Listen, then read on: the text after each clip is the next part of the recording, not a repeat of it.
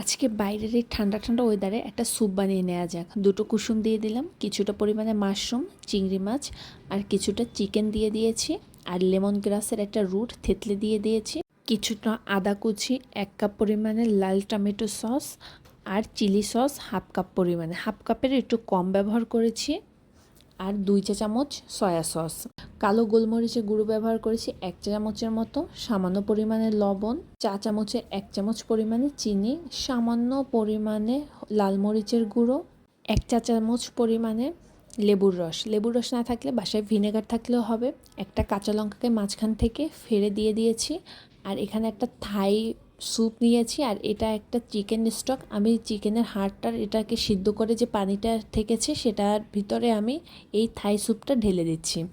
এবার এটাকে আমি খুব ভালো করে নাড়িয়ে নিব, আর এই পানির সাথে খুব ভালোভাবে মিক্স করে নিব। থাই স্যুপটা চিকেন স্টকের ভিতরে গুলিয়ে নেওয়ার পরে আমি এখানে কর্নফ্লাওয়ার দিয়ে দিলাম 3 চা চামচ পরিমাণে। আমি ওটা ঠিকটা বুঝে আমি এখানে কর্নফ্লাওয়ারটা ব্যবহার করেছি। এবারে সব উপকরণগুলোকে খুব ভালো করে এর সাথে মাখিয়ে নিচ্ছি।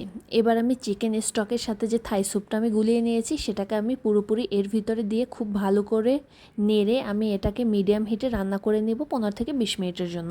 স্যুপটা যখন ঠিক হয়ে আসবে তখন চুলাটা অফ করে দিয়েছি, আর এর ভিতর আপনারা চাইলে টেস্টিং সল্ট ব্যবহার করতে পারেন। আমি কোনো প্রকার টেস্টিং সল্ট ব্যবহার করছি না, আর বাসায় বানানো অন্থনের সাথে এটা সার্ভ করে নিচ্ছি। Thanks for watching.